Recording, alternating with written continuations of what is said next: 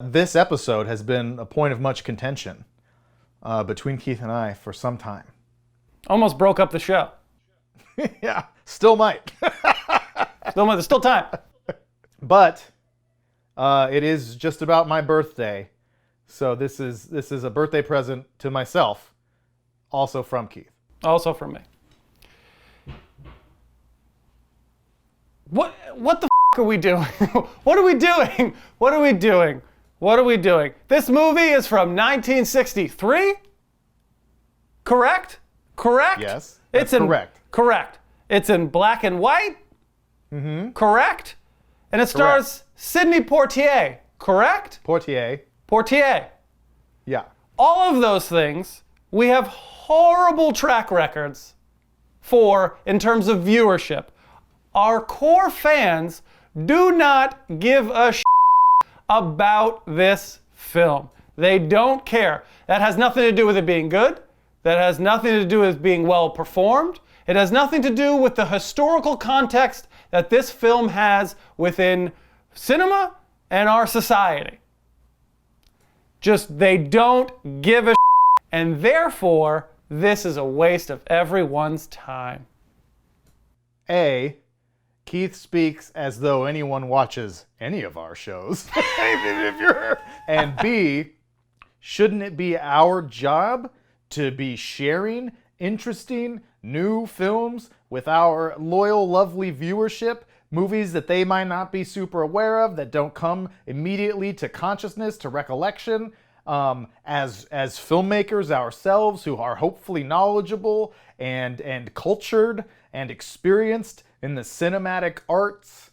Maybe once in a while, maybe once every 30 episodes, we can throw out a little broccoli with the dinner. It's not just steak and ice cream around here. Sounds fucking great. You're right.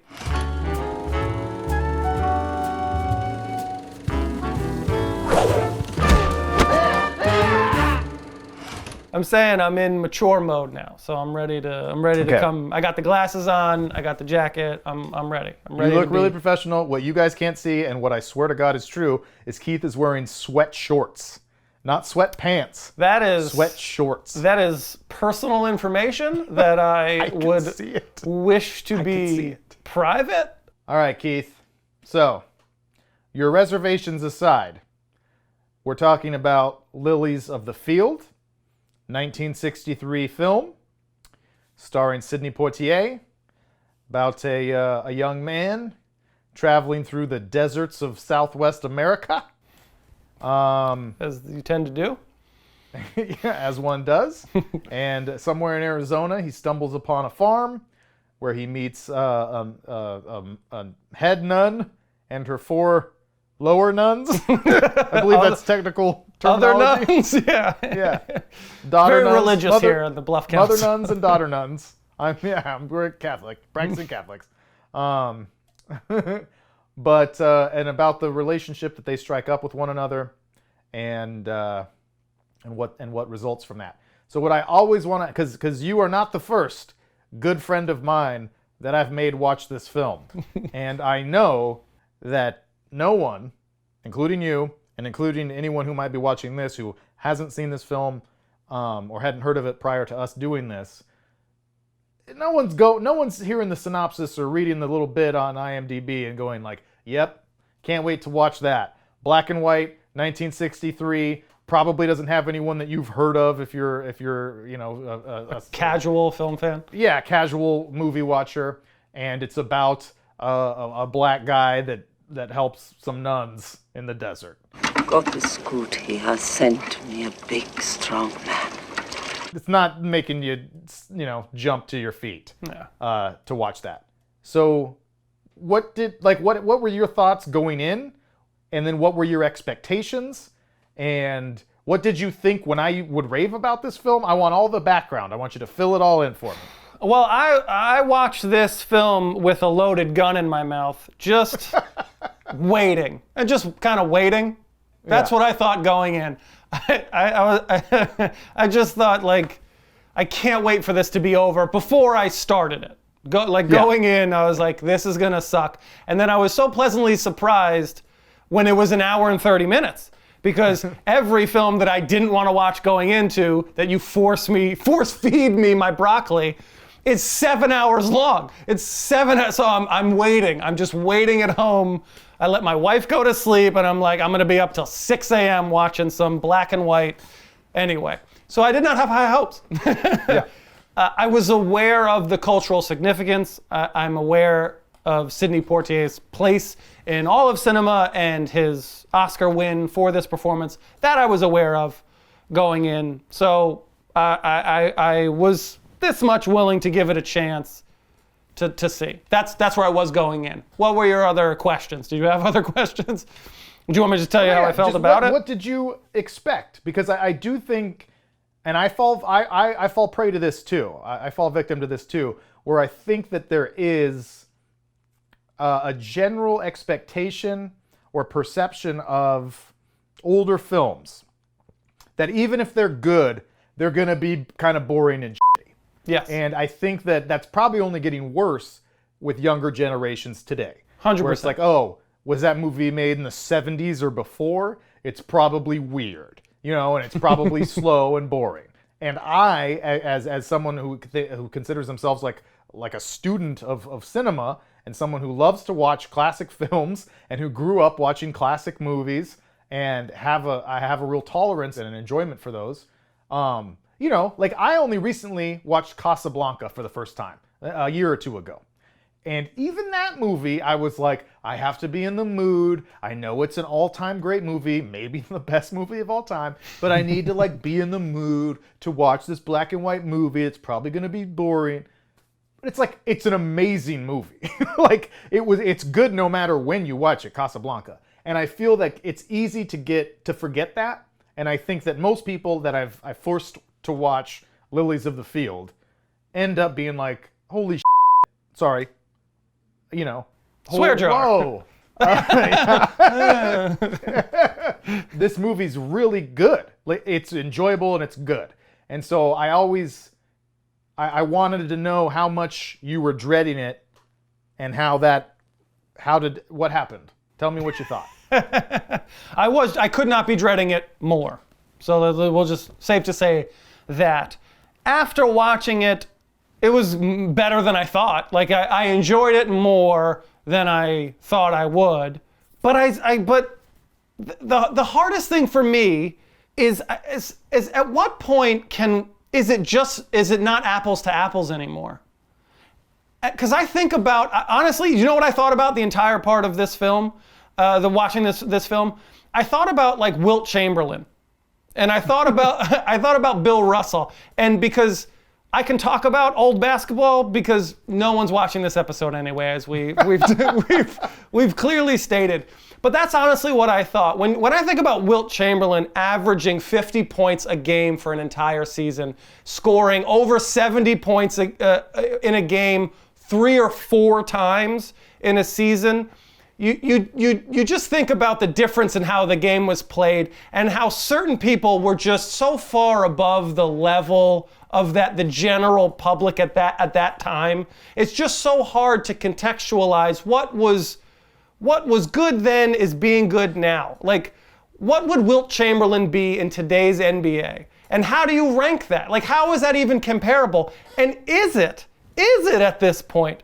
That's what I kept thinking. Can you even compare Lilies of the Field and its story structure and its pacing and its performances? Can you? Do you have the ability to compare that to a similar type of film that is made today? And I don't know if you can. I don't know if it's even plausible to compare the two. So but why is that your instinct? Why is that where you're starting? Because wanting to compare it. Because I feel like the question is did you like it? How did you feel about it? What did you think of the film?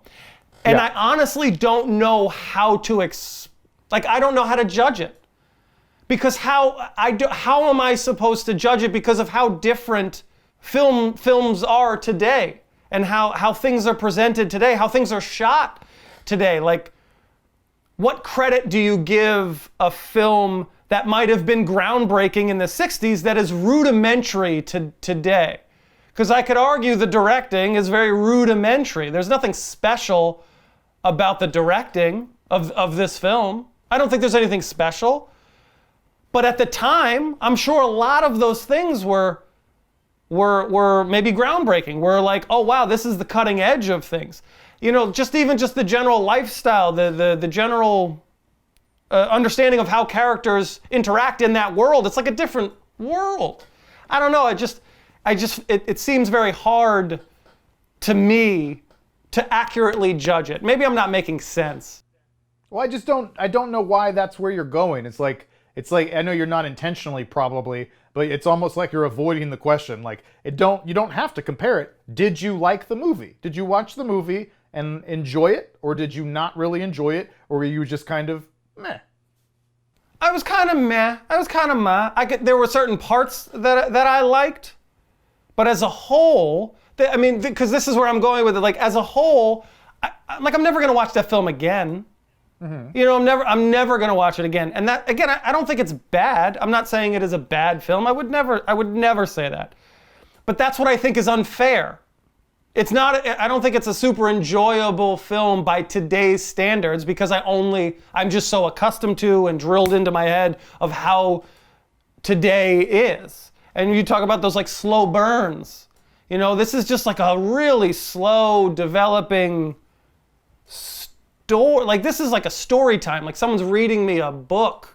Yeah, it's kind of like a fable. Yeah, it's not even a burn. It's not. It's slow, but it's not a slow burn. You know. Yeah, but it's just like So it's like, how do you judge that? How do I accurately be say like, yeah, I really liked it because I didn't really like it. But okay, so I referenced Casablanca earlier. Like, do you ever watch older films now that you really like? Honestly, like Hitchcock stuff is the only stuff that I watch and I enjoy to a level where I might watch that film again. I don't watch too much of it, and I'm not trying to be a dick. Like, I'm not trying to be funny in any way. But I'm not trying to press you to fight. I'm like genuinely curious. Do you like then how far back does that go, right? Because I know you love Ghostbusters and you like a lot of movies from the early 80s because that was, you know, your generation. But then how far back does it go before you're like, now it feels like an old movie and I know the 60s. I can't. The 60s, really? To me it's the 60s. The 70s and above feels like there's more of a shift in filmmaking and storytelling and how content and film and cinema is digested, what viewers are starting to learn to expect. I still think the 40s and the 50s, they're still sort of figuring it out. Little things are monumental steps, but now that we take for granted. There's so much in those types of films, and I'm grossly generalizing here, but then we just take for granted. General audiences today in the 2020s probably just take for granted when you don't realize how difficult it was to get that tracking shot. You know, that sort of, or just people had general patience. People are gonna say, I'm gonna go for an hour and a half, I'm gonna go for 2 hours, and you have my undivided attention. And I'm just gonna live and breathe and enjoy being in this space. Well, that's what it should be regardless of. But it's not, but it's not. But it's not. Like, right now, you get 3 pages. You know, you get the first 4 pages in a script to be like, hook me. Yeah, tell me why I need to care. Yeah. Who do I need to? But that's you're in the minority on that. That's how general. Because I read books. Well, stop doing that. Stop doing that. That's useless. Because I'm smart and I believe in the value of living in the present and not being obsessed with what's happening in your cell phone at all given moments. But majority of people are not. They're going to turn on Netflix, they're going to give you 3 minutes, and then they're going to be like, this is stupid, boring, like what's happening? Why where's the conflict? Like, you need conflict. Yeah, but don't create art for those people.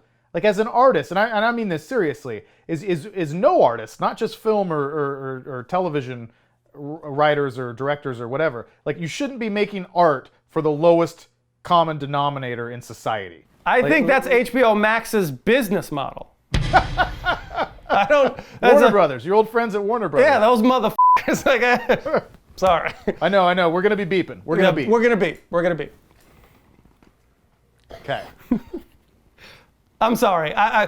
You love this film. It's now one of your top, films in your favorite films. Oh yeah, we didn't even reference. We didn't reference. This is one of Everett's new favorite films. I don't want to be a dick about it. I don't want. I'm not. Don't worry about it. Don't worry about it. So let's talk about the positive things, because there are plenty of positive things to talk about. I do like a handful of things about this film. It made me laugh. I'll get into it. I want to hear about the things that you love from this film. Tell me why it is in your top 10 favorite films of all time. It's my new number 9, I believe. I believe I'm subbing out Guess Who's Coming to Dinner for this one. Yes. Because I do think this is my favorite Sidney Poitier film. Yeah. And it's in my favorite films because I watched it obsessively as a child. It was one that was placed in front of me, and I became such a huge fan of Sidney Poitier, which, as I think I said in the Guess Who's Coming to Dinner episode, that widely popular episode of ours. It's our least popular. He's my favorite actor. He's my favorite actor of all time. Watching him as a child made me want to become an actor myself. I was completely obsessed with him and his roles. What do they call you up there?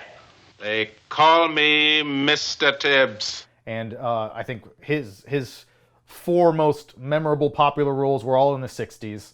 And so I watched a ton of movies from those years. I loved this movie because I think even as a kid, I think it excels almost in spite of its limitations perceived or actual. And what I mean by that is its limitations in the form of it being a very small, independent film. I don't think it was, you're talking about comparing it to movies today. I don't think it was revelatory in any real way other than Sidney Poitier's performance and subsequent win for the Academy Award for the first black actor to do so. But it was such a small film, and going into it, even as a kid, being 5 or 6 or whatever, watching it and thinking like, I'm not going to like this is in black and white. I'm not going to like this, it's boring. I'm not going to like this, it's got nuns. And cut that out. But because it's so charming and funny and genuinely good, I think it really starts to open up about halfway through, where you're like, oh, this is actually, like, it becomes, I think, really funny. I think as soon as, I love the Mexicans. Senor, we have come to help you. Like, as soon as the Mexicans show up. Just generally. I think just generally. Yeah, no, that's a great statement. Put that on my tombstone. I love the Mexicans. But, Mexican culture was a big part of my youth. Like, I visited Mexico 2 or 3 times to see family and friends before I was 5 years old when I was watching this movie obsessively. Half my family is Mexican. Like, Mexican culture, I just adored. So it's like, to me, it was this great melting pot, which I remember being really aware of as a kid, where you have these white, German, like foreigner, strict nuns, and this kind of laid-back, carefree black dude. And now you got these Mexican dudes showing up, and all these cultures coming together. And I just think it's so charming and so, I don't know. I just think it's such a simple but beautiful story.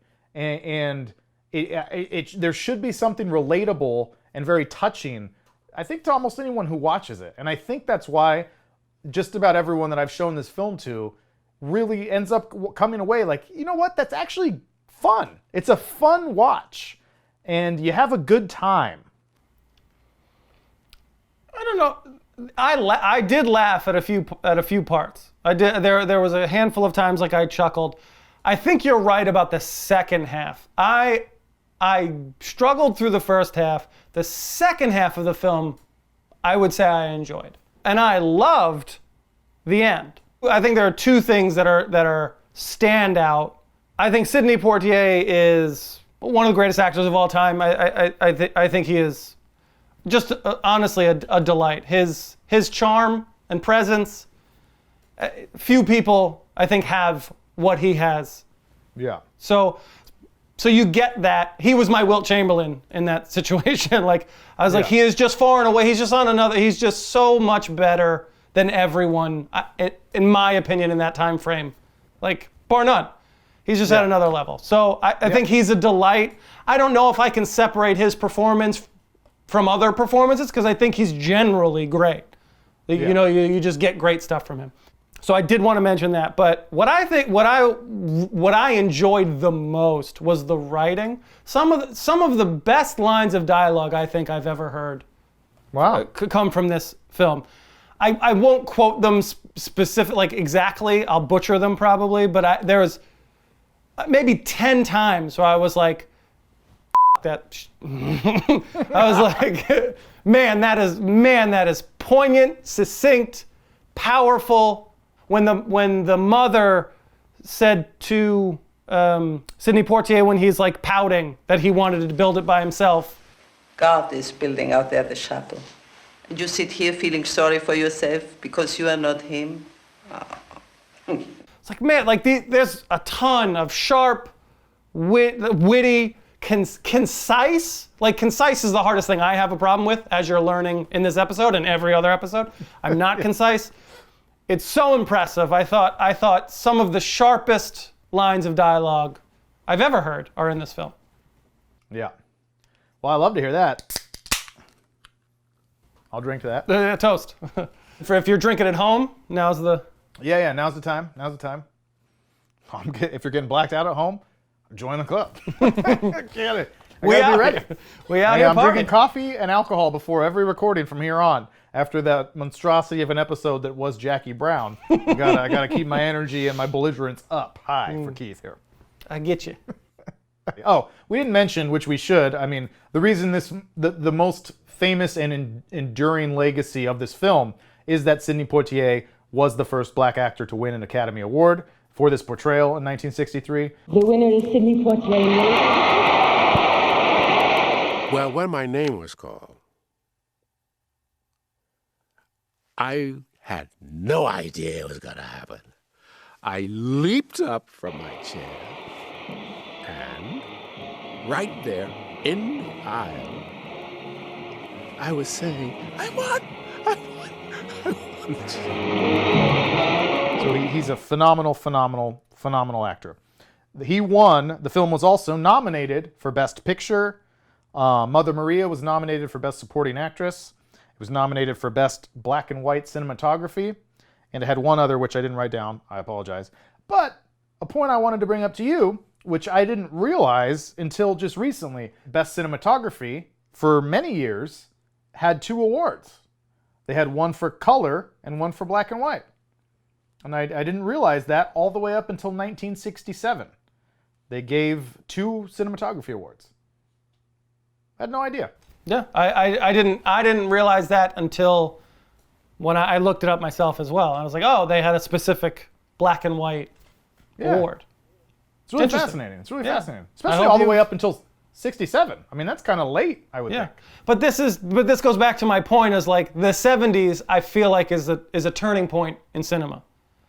It was. 'Cause you had the young generation coming in of Francis Ford Coppola and Steven Spielberg and George Lucas and Brian De Palma and guys like that who were really shifting the way films could be. I think the 60s is a really interesting time for film, actually. Like there's plenty of great films that came out in the 60s, but it's kind of this nomad's land between like the really shucks of like the 40s and 50s. Who could ask for anything more? To the 70s where it was like Easy Rider. I said, balloon tang. What? I said, balloon tang, yeah. The 60s is that like transition period. Yeah. You know, it's the 40s and the 50s, that's what it was. The 60s is the time it took for people to kind of figure it out. And then the 70s is when it actually kind of hit. Yeah, I could see that. Yeah, and then the other thing that I think is really fascinating about this movie, I should probably not be leaning off camera as I speak. And grunting. We'll cut to Keith. We'll cut to Keith for that part.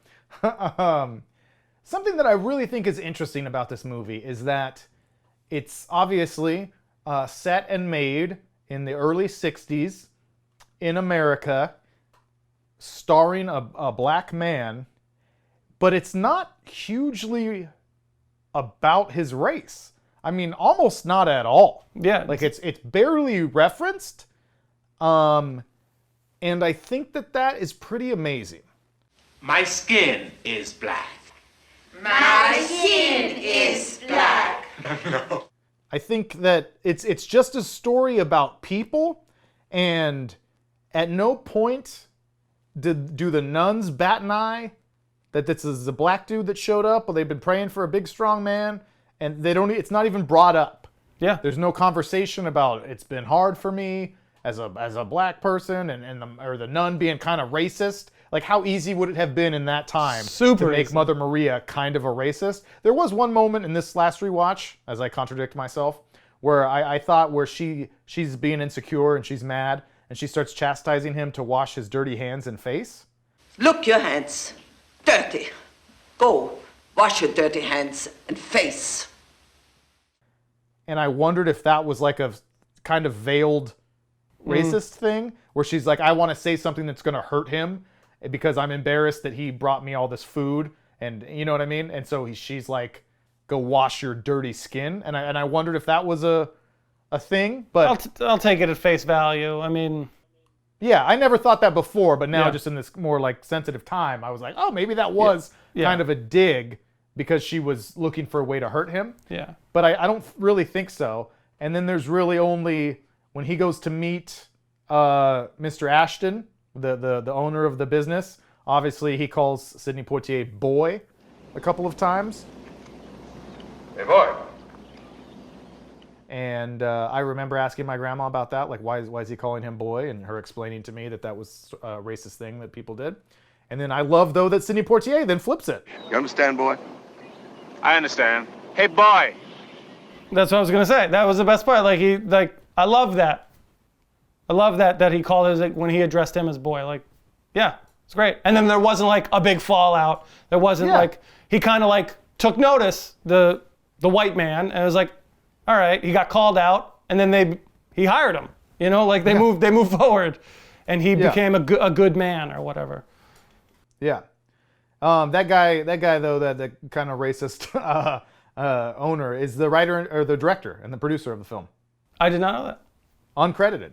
He insisted on being uncredited, but he's the director and the producer. And then also the other moment, which I don't remember noticing as much as a kid, but the Mexicans call him Gringo while they're at the fiesta, and as they fall back, he says, Gringo! I don't know if that's a step up or a step down from something else I've been called on. Yeah, I laughed out loud at that. I laughed out. That was funny. That was funny. yeah. But like, to make that movie in that time and not have it, you know, like I don't know why I like that so much, but I think that's really impressive. Because it would have been easy to do. It would have been totally easy to do. I love movies that, I like people being treated like people, no matter what you are. Like This is revolutionary, kid. I know, like everybody is a person and they get treated as people.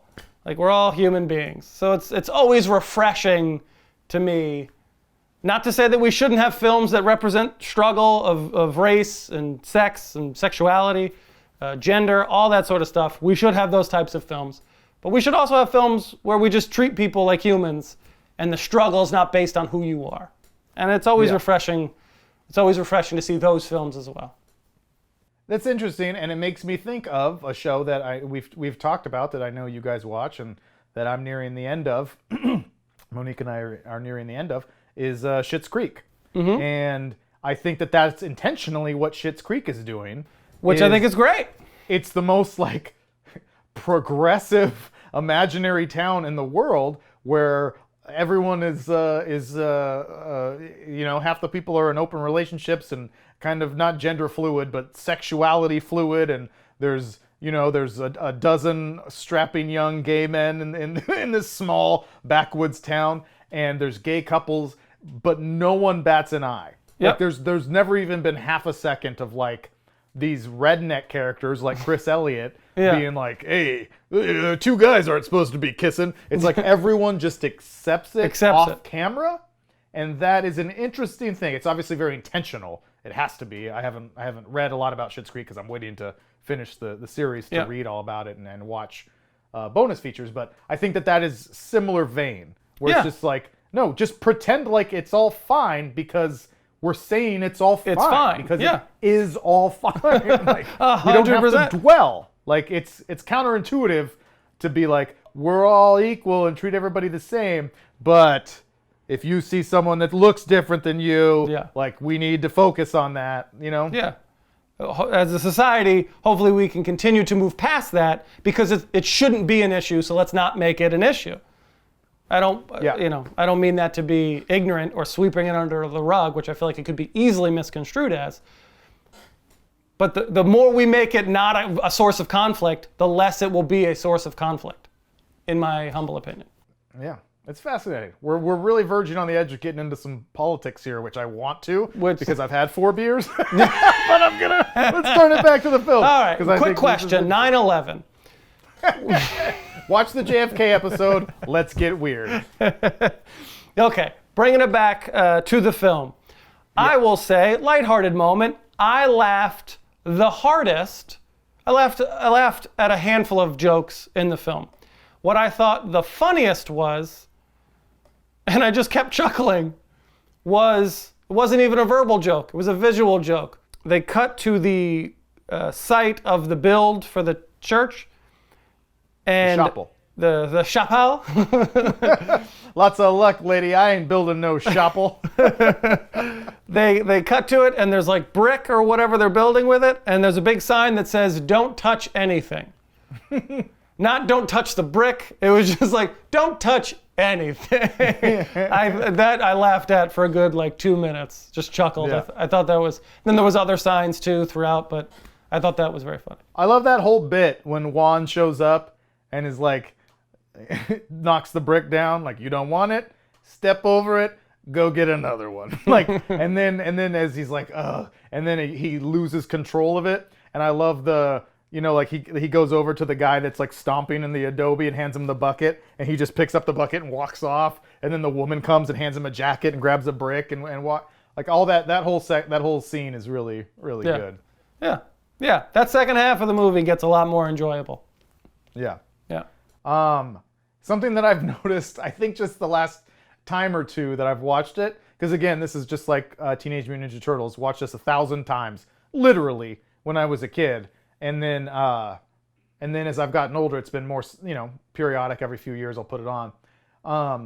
But what I really noticed this time, which I think I remember noticing before, but never looking into it, is I really noticed that Juan Acalito, the guy who's working the bar, I was like, I don't know if that guy's Mexican.